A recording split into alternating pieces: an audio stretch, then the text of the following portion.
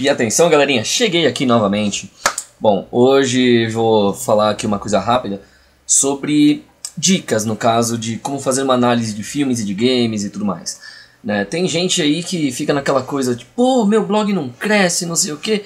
Aí eu pergunto, mas seu blog é sobre o quê? Aí a pessoa, meu blog é sobre filmes, eu faço críticas de filmes. Aí eu vou ver lá, a crítica às vezes tá sem pé nem cabeça, às vezes tá tudo perdido.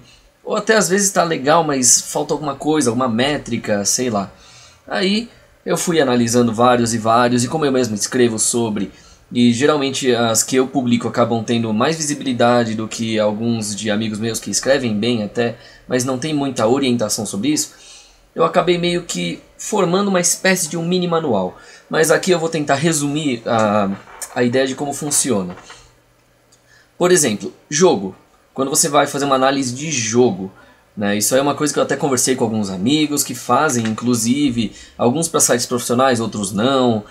Então, assim, basicamente a gente vai estar tendo algumas discussões sobre isso também nas próximas semanas. Então, por exemplo, se faltar alguma coisa, se vocês acharem alguma coisa diferente que pode se melhorar e tal, pode comentar aí embaixo do vídeo. Né? Então, antes de começar, eu já peço que você dê uma curtida aí para ajudar o vídeo a também ser visualizado por mais pessoas. Compartilha com a galera, compartilha no YouTube, Facebook, etc. Porque aí vai ser mais gente podendo assistir e até ajudar. E se você não for inscrito, se inscreve aí que vale a pena. Bom, a ideia, por exemplo, vamos falar em jogos, que jogos é uma coisa que tem um pouco mais de detalhes do que de filmes até. No caso, uma análise ou uma primeira impressão de jogo. Geralmente você vai lá e precisa colocar no texto falando por que o jogo é bom ou ruim, quais são os pontos positivos e negativos. Então é bom você separar positivos isso, isso e isso, negativos isso, isso e isso. Falar, por exemplo, no caso dos jogos, quais são as mecânicas do jogo. É um shooter, é um FPS, é uma aventura, é um side-scrolling. Você tem que já falar o tipo de jogo, pelo termo que ele já é utilizado oficialmente pelo lado jornalístico, né, em sites, revistas e tudo mais. Às vezes é legal colocar uma pontuação, uma nota, às vezes não. Mas o principal é você falar sobre o que é o jogo, se ele tem uma história, sobre os gráficos dele, que tipo de computador ou aparelho que ele funciona e se funciona bem, se ele trava ou não, se tem bugs ou não. Então é bom analisar a fundo, prestar muita atenção, testar tudo, morrer o personagem várias vezes, ou então tentar fazer o máximo de coisas diferentes em pouco tempo, né? E pelo menos ter jogado mais do que um dia, né? De repente assim, umas 2 a 5 horas num dia, mais umas 2 a 5 horas no outro dia, para você já pegar qual é o jeito que funciona e tudo mais. Aí você fala os detalhes, as mecânicas, quais os botões que usa, né, quais os objetivos do jogo, o que há de diferente nesse jogo e por aí vai. E principalmente uma coisa que é interessante é você dizer o que você sentiu, o seu lado pessoal, mas indicar que é a sua opinião pessoal nesse ponto, o que você sentiu quando você estava jogando o jogo. Se você se sentiu maravilhado, se você se sentiu surpreso porque o jogo era melhor do que você imaginava, se o jogo superou suas expectativas, se ele manteve a expectativa ou se foi abaixo, né? E existem muitos reviews muito bons por aí, em alguns sites, alguns blogs e tudo mais. E eu já vi muito blog que tem pouca visualização, mas que a qualidade está muito maior que muitos sites que tem muitas milhões de visualizações. Então eu recomendo também dar uma lida nos blogs pequenos, porque às vezes você acaba conhecendo jogos que você nunca ia ouvir falar na vida. E às vezes são jogos muito melhores do que a maioria dos AAAs que você vai conhecer. E mesmo assim a empresa acaba falindo porque o público não conheceu os jogos, né? Ou, por exemplo, agora, quanto a filmes. Geralmente, quando alguém é cinéfilo, ou alguém está querendo saber se deve ou não assistir o filme, começa indo pelo ponto que chamaria atenção, ponto de partida. Qual é o começo do filme? Qual é a sinopse dele? E qual é o objetivo do filme? O filme é de terror? Ele é um filme slasher? Ele é pra assustar? Ele é sobrenatural? Ele, sei lá, é suspense, drama, comédia? Você tem que falar logo de cara. É um terror estilo anos 80, com... a filmagem foi feita com uma paleta de cores que lembra muito filmes do Fred Krueger ou do Jason da Sexta-feira 13, né? O roteiro dele foi feito por um cara que se espelhou muito em, sei lá, Steven Spielberg, mas colocou uma pitada de Ed Wood, sei lá. Falar assim os detalhes interessantes sobre o que aquele filme te trouxe. Aquele filme não só apenas te fez entender, mas aquilo que te fez lembrar. Então assim, você acaba falando do filme, vai.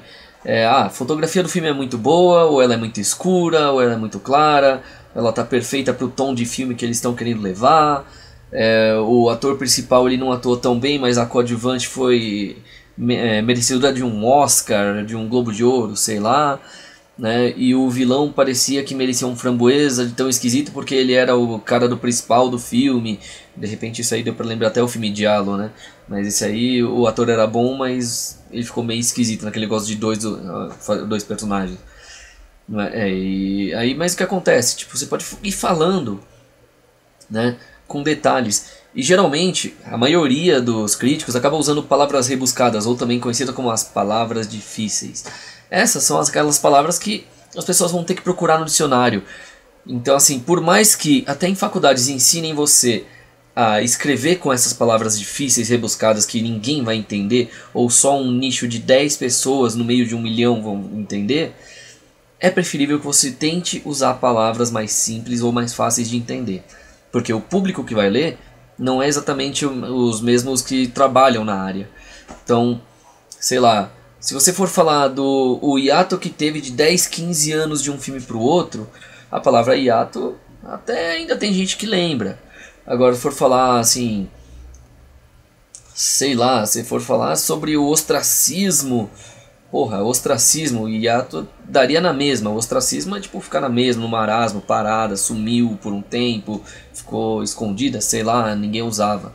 É a mesma coisa que você falar, por exemplo, o estilo de found footage que foi utilizado em Bruxa de Blair ficou em ostracismo por mais de 20 anos, porque o seu primeiro e único filme anterior a esse, no mesmo estilo, era o Holocausto Canibal, que o diretor foi preso até provarem que todos os atores estavam vivos e tudo mais, e o filme era forte porque tinha morte de animais de verdade no filme. Ok. Jogando nesse ponto, ostracismo. Essa palavra já entrou em ostracismo há tempos. Eu sou um dos poucos que ainda usa essa palavra, mas só numa conversa. E a maioria das vezes ainda é pra zoar alguém por causa do ostracismo da pessoa em algum assunto. Mas a gente pode falar que foi um hiato, que foi uma pausa, que foi um salto no tempo. Várias opções que fazem as pessoas entenderem mais facilmente o que você quer dizer. Então assim, por exemplo, eu quando vou ler uma crítica de filme, eu não quero ver uma coisa toda viajada, gigante. Não, eu quero saber detalhes importantes, né? Se o filme vale a pena ou não, se a maquiagem tá boa, se o filme dói a vista, que nem Avatar, quando você usa o óculos 3D, então é melhor ver em 2D, sei lá. Ou é que nem o Rei Leão, que parece 3 camadas de papel e não um 3D de verdade. Então assim, esse tipo de coisa é que faz a gente saber se vale a pena ver numa versão ou outra, se vale a pena ver o filme, se é o estilo que a gente procura. Né? Então, análise de filmes e de games chegam a esse ponto. Uma coisa que até hoje eu fui um dos poucos que fez, porque eu não achei em nenhum outro lugar isso, é quando o filme é lançado direto em DVD, né, algumas distribuidoras mandam só o link para a pessoa assistir, um link secreto lá tal. Aí a pessoa assiste meses antes do lançamento para poder fazer uma resenha, uma crítica. Só que, às vezes, eles entregam os DVDs físicos, do jeito que ele vai ser vendido, alugado nas locadoras. E aí entra o ponto que eu tô querendo dizer. Vale a pena falar sobre os menus, às vezes se tem easter egg ou não, falar se tem trailers, se a legenda tá boa, né, se a dublagem ficou bem feita ou se ela tá com atraso. Então assim, ter o DVD físico para testar, ou pelo menos a ISO para poder testar como se fosse um DVD mesmo, vale a pena para quem é da imprensa por esse detalhe. E é uma coisa que eu sinto falta, saber se vai ter extras ou não, para ver se vale a pena juntar um dinheiro e pagar aquilo, né? Comprar mesmo o material, ou se eu devo esperar aí comprar importado, uma versão DVD duplo, Blu-ray duplo. Por exemplo, Blade Runner. Blade Runner no Brasil ele virou um DVD triplo para você assistir lá 3 versões, as 2 diferentes lá do diretor e a normal do cinema e tal. Já lá fora, teve aquela versão lá que tem 5, 6 versões, mais acho que uns 6 DVDs de extras. São praticamente 10 ou 12 discos, mais a maleta de ferro, aquela coisa toda. Então assim, você tem um material extra muito rico e que acaba não vindo pro Brasil às vezes. E às vezes vem. Por exemplo, Harry Potter, que teve a versão, cada filme tinha a versão de um DVD, versão dupla com alguns extras, e a versão com 4, 5 discos cada filme só de extras, né? E às vezes vinha com um livretinho legal, coisa assim. Isso é o que vale a pena para um colecionador, como eu, por exemplo. Eu sou colecionador. Eu tenho Laranja Mecânica normal, Laranja Mecânica duplo porque veio com a dublagem e com extras. E foi por causa desses dois motivos, dublagem e extras, que eu comprei. Então eu tenho os dois, comprei o Blu-ray e eu tenho 3 VHS com legendas feitas diferentes em épocas diferentes. Em um, Alex Delarge está com o D maiúsculo L maiúsculo como se fosse DiCaprio. Então é Delarge. O outro é O Largo, THE e O Large separado. Então assim, às vezes você tem diferença nas traduções, às vezes tem diferença na dublagem, às vezes tem diferença até no tamanho do filme ou nas cenas que foram trocadas, uma foi censurada numa versão e na outra não, e vice-versa. Então assim, quando você vai pegar um jogo, às vezes ele também pode vir depenado, tipo jogos japoneses que na versão americana cortaram um monte de coisa, cortaram personagem, cortaram itens, cortaram palavras ou modificaram.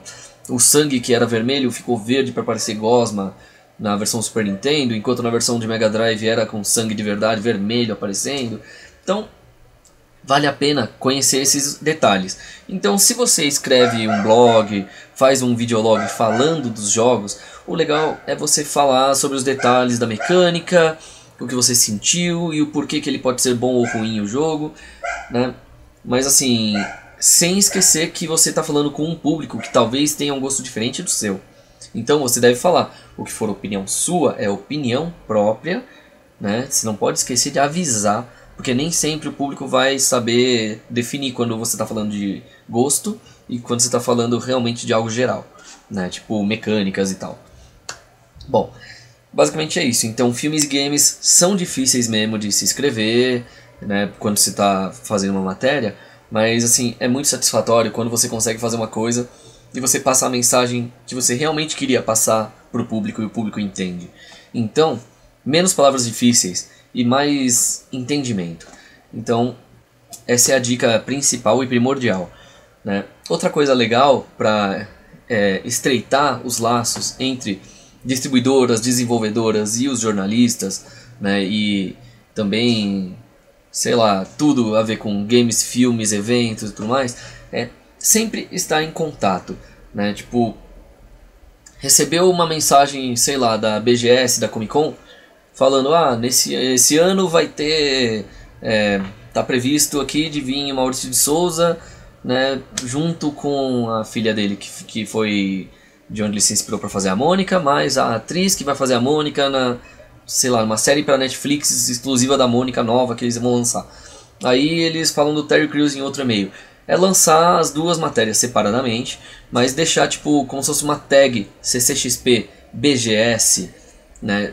Por exemplo, no Blogger é mais fácil de fazer do que no WordPress nesse ponto, né? E, bom, você pode escolher Joomla, WordPress, Blogspot, Blogger e tal. O que você sentir mais fácil de usar, perfeito. Mas jamais se esqueça das partes importantes. Tag, título que não seja muito comprido nem curto demais, mas seja chamativo e que não esteja mentindo sobre o que vai ter lá dentro. Cuidado com os spoilers, porque o povo tá tão chato que agora até título virou spoiler para as pessoas. Então tem que tomar cuidado com o que pode ser ou não um spoiler, né? Prestar muita atenção, principalmente em trailers e sinopses, para não acabar entregando demais. E, se necessário, criar alguma coisa chamativa, nem que seja um curta-metragem brincando com alguma cena que foi colocada no trailer. Então você tá vestido, sei lá, você coloca uma camisa de redinhas na cara e fala que você é o Homem-Aranha e começa a imitar ele dentro de casa como se fosse a cena na rua, sei lá. Só para poder fazer uma brincadeira. Porque isso é uma coisa que chama atenção.